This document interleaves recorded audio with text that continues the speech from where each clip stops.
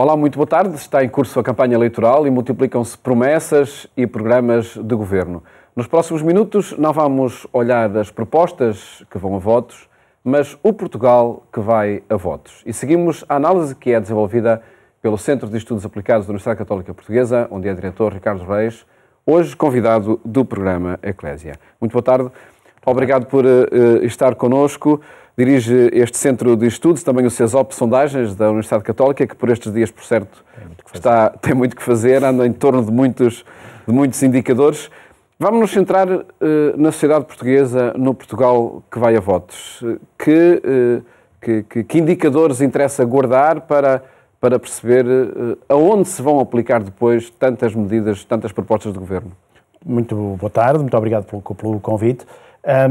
De facto, nós temos uma eleição que está a decorrer já, no dia 23, portanto no domingo.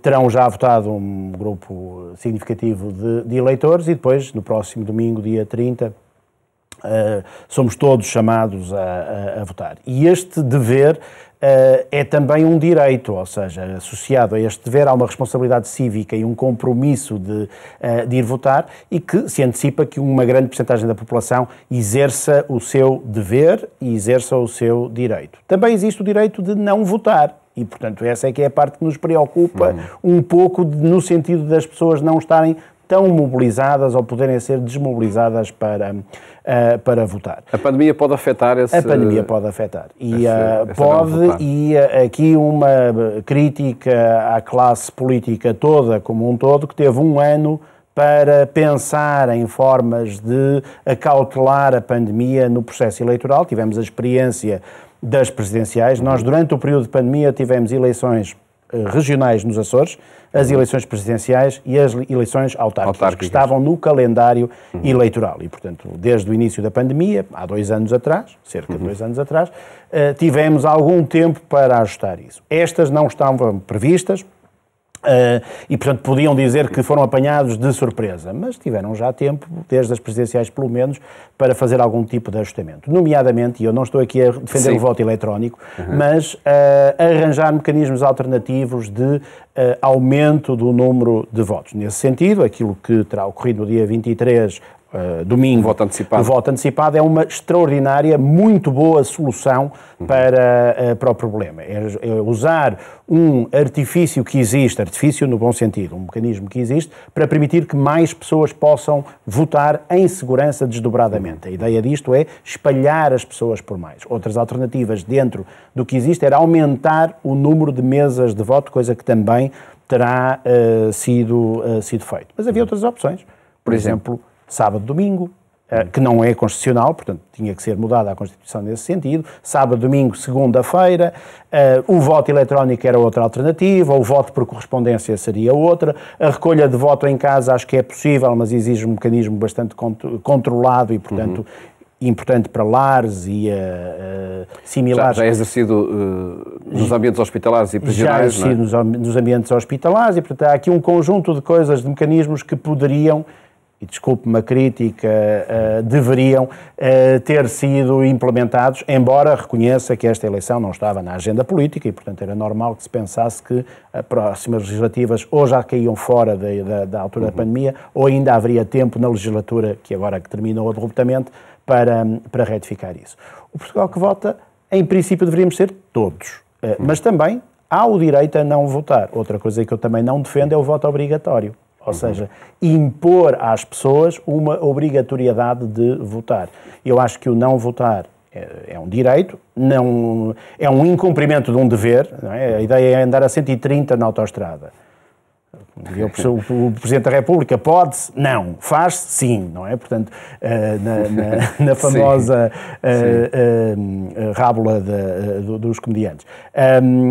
Portanto, o dever é andarmos dentro dos limites de velocidade, o dever é cumprirmos com aquilo, mas há aqui o direito também, direito que por acaso não existe com os 130, mas há o direito de não votar e ele também é informativo para a classe política. Informativo, mas aí está o ponto, se calhar, que interessa, afinal, desviar o olhar dele, porque se ele é informativo para a classe política, revela que está a existir desconfiança, desligamento, afastamento da classe política por parte dos cidadãos. Sim, e vice-versa, também dos cidadãos em relação à classe política. Isso pode também ter responsabilidade nossa na informação aos eleitores.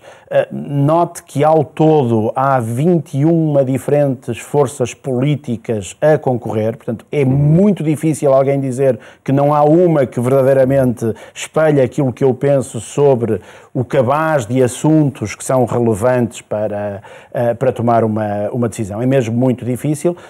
É de todos nós, e aqui eu enfio a carapuça, sou o primeiro a auto-enfiar uma carapuça, alguma preguiça de perceber exatamente tudo o que está em causa e tudo aquilo que nos é dito. E confiamos em vocês que nos passam uma informação que muitas vezes vem filtrada, outras vezes menos, mas que devia ser o mais diversificada possível e permitir-nos tomar uma decisão e encontrar dentro das tais 21 soluções distintas a que melhor representa aquilo que nós escolhemos. Depois há fatores muito esporádicos associados a epifenómenos que possam acontecer e à personalidade das pessoas que queremos que nos governem, portanto, que é outro dos critérios de escolha, não tanto na base de conteúdo dos ditos programas que antecipou aí, mas mais na personalidade. E é muitas vezes aí que as pessoas ficam desiludidas. Portanto, não é propriamente com os programas que elas estão desencantadas, é com as personalidades que têm à sua frente como opção. Não estou a dizer que não haja, naquelas 21 personalidades ou mais. Também há muita possibilidade de escolha, muita possibilidade de escolha. E uma coisa importante também a ter em conta é que o sistema político português é algo complexo, está bem feito, mas é algo complexo. Na prática nós temos 20 ou 22 eleições a decorrer. Não é uma eleição para o Parlamento, são 20 e poucas listas distintas para os 18 distritos do continente, as 2 regiões autónomas e os 2 círculos de imigração, e estas eleições são diferentes umas das outras pelo impacto que têm. Dou-lhe um exemplo, desculpe, rápido. Sim. Porto Alegre elege 2 deputados. É difícil a um pequeno partido ter algum tipo de impacto em Porto Alegre, portanto, o racional de um eleitor em Porto Alegre é diferente do racional de um eleitor em Lisboa, onde pequenos partidos têm mais possibilidade de eleger deputados. E o afastamento de regiões como Porto Alegre acontece desde logo aí, não é? Era aí que eu queria chegar. É que depois a consequência disto é que a representação que os eleitores de Porto Alegre têm nos seus eleitos é, obviamente, proporcional à população idêntica à de Lisboa, mas menor na diversidade das escolhas que têm efetivas para fazer do que aquilo que acontece num eleitor de Lisboa e do Porto. E se por vezes o conhecimento dos programas e dos candidatos nacionais a primeiro-ministros, enfim, esse pelo menos é minimamente conhecido, acredito que o conhecimento dos deputados em cada círculo eleitoral, eu acho que nestas eleições só uma vez ouvi falar da opção de voto, não por quem poderia ser primeiro-ministro, mas de acordo com a pessoa que representa a região. Há alguns órgãos de comunicação social, alguns regionais e alguns nacionais, o Observador, por exemplo, está a fazer esse trabalho, que estão a fazer debates com os cabeças de lista distritais. Portanto, um debate em Braga, um debate no Porto, um debate em Coimbra, um debate em Lisboa também. Mas, de facto, é isso. E mais, outra coisa, até acabamos a conhecer quem é que é o cabeça de lista desses sítios, mas se calhar o meu voto não vai ser para o cabeça, obviamente que mas é para a lista toda, mas quem eu vou eleger há de ser o último deputado dessa lista, há de ser o 30º deputado do partido que for mais votado em Lisboa, ou o 25º, ou qualquer coisa do género, e esse então é que raramente nós chegamos tão fundo na identificação dos nomes e no conhecimento que estão nas listas. Isso é uma opção constitucional. Ou seja, o nosso regime não optou por nós termos o nosso deputado. Da mesma forma como temos o nosso presidente da Câmara, ou o nosso presidente da Junta, nós não temos o nosso deputado. Temos a lista de deputados. Daí, por exemplo, até, eu com o devido respeito por Porto Alegre, que é já imenso, é uma terra maravilhosa, daí que Porto Alegre não elija um deputado, mas 2. Que é para Porto Alegre não ter o seu deputado e as pessoas em Porto Alegre não terem o privilégio de conhecer o seu deputado, mas são representados por 2 deputados. Portanto, até nos círculos mais pequenos há essa preocupação. O que, se calhar, mais uma crítica, desculpe, remeteria a um repensar dos círculos eleitorais para as regiões.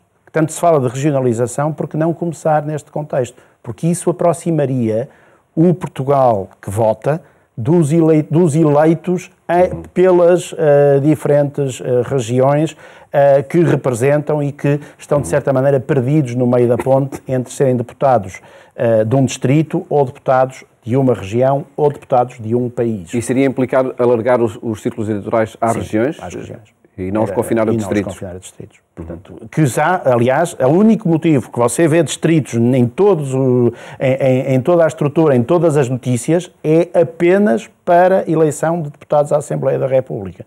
Já não há a saúde do distrito, a Junta Autónoma das Estradas do distrito, não sei de quê, já não funciona a nível distrital, a política de educação não funciona a nível distrital e, portanto, ou funcionam por concelhos, ou funcionam por comunidades intermunicipais, que era outra solução intermédia. Há 27 no continente, para termos uma ideia da grandeza, há 27 ou 28 comunidades intermunicipais no continente, é um bocado mais do que os 18 distritos, portanto ia ser difícil termos a tal regra de ter-se que ter 2 em cada um no mínimo, e portanto a solução seguinte, o nível seguinte são as 5 regiões, Norte, Centro, Lisboa, Val Tejo, Alentejo, Algarve e as 2 regiões autónomas. São de facto temáticas que interessa não nos desligarmos delas, porque está em causa a representatividade. O Portugal que vota. Exatamente, Portugal que vota. Que vota. E descobrir as razões porque não votam. E porque não votam, exatamente. Da abstenção. Colocando-nos ainda no Portugal que vota, não nas pessoas, mas nas causas, nos setores sociais, é um Portugal fragilizado pela pandemia, é um Portugal também fragilizado na sua estrutura económica, empresarial, e que o pode afastar também por isso desse dever cívico? Sim e não. De certa forma, há um entendimento em Portugal. Olha, o dever de vacinação, por exemplo, que entendemos como sendo algo que deveríamos fazer, foi massivamente abraçado pelos portugueses, com taxas de vacinação que são campeões do mundo nesse contexto. Por medo, na sua opinião, ou por convicção? Eu estava a falar do comportamento cívico e não do elefante da sala, como se diz, que é a questão da pandemia. E, portanto, é um bocado diferente daquilo que eu estava a dizer, a sua pergunta. Eu acho que por uma multiplicidade de fatores, a começar pela tradição de aceitar a vacinação, que é histórica em Portugal. Nomes como Ricardo Jorge vêm de a vacinação ter sido entendida pelos nossos avós e bisavós como uma solução para pandemias no passado. Uma das coisas que nos esquecemos, porque tivemos muito tempo sem pandemias, é que estas coisas já aconteceram num passado não distante. Conhecemos nomes como Ricardo Jorge, não conhecemos, não sabemos bem porquê. Ora, os nossos bisavós... Só o Instituto Ricardo Jorge, não é? E depois, o deixaram-nos foi um legado, quase que cultural, de que tem cuidado, vai-te vacinar, porque isto é importante. E quando voltou a pandemia, essas memórias do passado passaram a ser de novo também é cultura, não é? E também é cultura. E é essa cultura que nós tivemos na vacinação e no reconhecimento de que o Estado, nomeadamente o aparelho do Estado, inclusivamente com um militar a encabeçar o processo, não se aliou de nos apresentar soluções para a pandemia.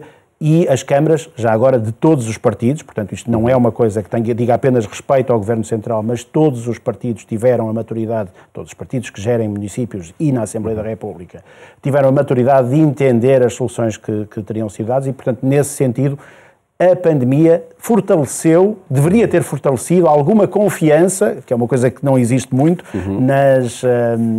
nos políticos e que nós temos, isto independentemente não estou a dizer no governo, estou a dizer nos políticos, todos tiveram um comportamento que estimulou isso. Agora, há medos e há uma coisa que é extraordinariamente inconveniente desta vez e que já houve em janeiro nas presidenciais, que é a votação cai em cima das semanas mais críticas da pandemia e do inverno. Cai em cima das semanas mais críticas de gripes, seja Covid, seja antes do Covid, e desta vez calham as duas em cima de alturas críticas de pandemia. Mau planeamento? Não, a Constituição é o que é, o calendário político é o que é, e aqui os orçamentos são aprovados antes do inverno e, portanto, se corre mal é no inverno que a solução tem que ser encontrada. Aqui é um bocado incontornável. Por isso é que eu digo que havia a tal responsabilidade no ano que passou de terem preparado o inverno. terem percebido que isto podia acontecer e terem acautelado isso até pela experiência que tinham tido das presidenciais. Nas presidenciais as coisas não correram bem. Nós tivemos, lembra-se, em fevereiro do ano passado, uma situação crítica de pandemia que tem a ver com o período de Natal, mas que, porventura, as próprias eleições não terão sido alheias também enquanto bomba de propagação do vírus. Não há culpas nem responsabilidades, não é isso que eu estou a dizer, as coisas são como são, mas tentou-se, e bem, muito bem, arranjar as alternativas dentro do aparelho constitucional que existe. Se calhar valeria a pena termos pensado em ter mudado um pouco mais a Constituição para isso e, portanto, em resposta à sua pergunta, que já vai muito longa, é verdade, peço desculpa. Meteram-se outras pelo meio. A pandemia pode ter impacto, não na desmobilização da credibilidade dos políticos, porque eu acho que aí as pessoas até associaram aos políticos e aos militares uma boa ação na resolução do problema, mas mais no medo que pode acontecer. Olha, e um fator que é completamente fora do nosso controle, que é o tempo. Se estiver bom ou mau tempo no próximo domingo, podemos ver comportamentos, aprendendo um pouco também com a experiência do dia 23, de reação das pessoas em função daquilo que for o tempo nessa altura. Gravamos este programa um dia depois de ter sido divulgado o relatório do INE Portugal Balanço Social 2021, onde os indicadores da pobreza aumentaram, o risco de pobreza. Esta é uma problemática a que a política tem dado atenção, na sua opinião. Não exigiria aqui, até nos programas eleitorais, até nas propostas que são feitas, um maior consenso em torno do tema? Sim. A resposta a isso é claramente sim. É nossa obrigação, enquanto cidadãos, enquanto eleger políticos que tenham a pobreza como principal preocupação na nossa cultura, a cultura cristã. A preocupação com a pobreza é central naquilo que deve ser a tomada de decisão sobre o voto a ser feito e que devia estar na mente dos nossos políticos como principal prioridade. Quer dizer, antes de resolver a pobreza, os outros problemas serão secundários, exceto quando há pandemia. Ou guerras, não é? Mas também é um sinal de pobreza, se calhar, não é? Não, mas é que é um sinal acelerador de pobreza. Sim, e exatamente. É um sintoma acelerador de pobreza. E este relatório também o indica, não é? É isso que este relatório acaba por indicar. Portanto, as pessoas naturalmente ficaram com fragilidades económicas, algumas delas o Estado, nas suas várias acessões, desde o poder local, que foi exemplar na proximidade das pessoas e no encontrar de soluções, até ao Estado Central, foram procurando encontrar soluções eficazes, mas muito disto também não pode ser visto como uma forma do Estado ter que resolver todos os problemas. O problema é que a pandemia deixou a sociedade civil e as entidades privadas com poucas opções para encontrar soluções que naturalmente aconteceriam numa circunstância sem pandemia. Portanto, nomeadamente, olha, um exemplo, a imigração. Portanto, uma das válvulas de escape da pobreza em Portugal é, historicamente, a imigração. Sempre foi. Restrições de mobilidade, o medo da pandemia, impõem a que essa válvula de escape não tenha funcionado com a mesma celeridade que funcionou. Funcionou em soluços, não é? Quando se podia, saíam e questões... E de facto sempre com muitos constrangimentos, não é? Exatamente. E isso concentra o problema, portanto, e aumenta. Uma última análise deste Portugal que vai a votos e que queria convidá-lo a fazer e que tem a ver com as redes sociais e o debate que acontece também no ambiente digital, nas redes sociais. Noutros países, enfim, é por aí que passam muitas escolhas. Em Portugal, na sua análise, que relevância tem esse ambiente para o debate político? É, obviamente, indutor de ruído, muitas vezes. Notem que aquilo que dizíamos há bocado da falta de confiança, muitas vezes, é uma falta de exercício de informação e que pode ser contaminado por um exercício de desinformação. E, portanto, isso é um risco que as sociedades modernas estão a correr. Em Portugal o eleitorado não é muito suscetível às redes sociais na mesma dimensão do que noutros países. O exemplo do WhatsApp no Brasil terá sido uma questão importante. Não estou a dizer que apenas na desinformação, também terá havido muita informação a ser bem propagada pelo WhatsApp, em todas as candidaturas no Brasil. Em Portugal ainda não assistimos a uma aderência, a uma adesão da sociedade portuguesa às redes sociais como primordial meio de transmissão de informação. Embora vemos isso a crescer, ainda não é algo muito preocupante. Dou-lhe o exemplo, os debates foram muito seguidos, os debates televisivos. A televisão continua a ser um dos principais canais de transmissão de informação para a população. Mas é um risco que de facto corremos, e é um risco muito sensível, ou seja, aquilo serve de validação de informação e uma coisa perigosa que todos temos, ou seja, temos sempre a noção de que toda a gente concorda connosco, porque os algoritmos das redes sociais estão feitas para que só pessoas que concordam mais ou menos connosco nos apareçam. Estamos na mesma bolha, não é? Estamos na mesma bolha e, portanto, visto da minha rede social, toda a gente concorda comigo. E, portanto, eu vou dizer, todos os portugueses acham isto, não é verdade. Portanto, não é verdade. Toda a gente acha que o candidato X ganhou o debate. Se eu tivesse um exercício de espelho em que pudesse ter uma bolha de outros lados, não seria uma opinião tão consensual. E é essa questão do ser consensual que nos fortalece opiniões que muitas vezes são excêntricas. Toda a gente acha que claramente este indivíduo ganhou o debate. E polarizam-se assim. E polarizam-se assim e afastam-se mais do centro. E essa é uma questão que temos sentido alguns sintomas disso, mas ainda não na dimensão que vemos noutros ambientes. Neste Portugal que vai a votos, interessa sublinhar e apelar à não abstenção? Em qualquer circunstância? Eu acho que sim, acho que o voto é um dever. Volto a dizer que há 21 diferentes opções de voto, não em todas as 22 eleições, algumas têm mais, outras têm menos, o que é que tem mais é Lisboa que tem 20, mas há muitos programas. As pessoas têm o dever de votar, têm o direito de não votar, mas têm o dever cívico e o compromisso cívico de se informar. E para votar de forma informada e devem-no fazer. E informar significa uma coisa que vocês, comunicação social, têm feito com bastante eficiência, que é aquilo que hoje em dia se chama o fact-checking, ver quando os candidatos mentem mais, mentem menos, se aquilo era mesmo assim ou não, e essa desinformação não pode, se está já a acontecer nas redes sociais, não pode nunca passar pelos canais oficiais e muito menos pelos próprios candidatos. Esperemos que sim, de facto, e que existe essa informação e o exercício do dever cívico. Professor Ricardo Reis, muito obrigado por ter estado aqui no programa Eclésia, neste contexto das eleições legislativas no próximo domingo. Quero ainda convidá-lo para seguir o programa Eclésia mais logo, na Antena 1, quando forem 22h45. Desejo-lhe uma ótima tarde e até amanhã, se Deus quiser.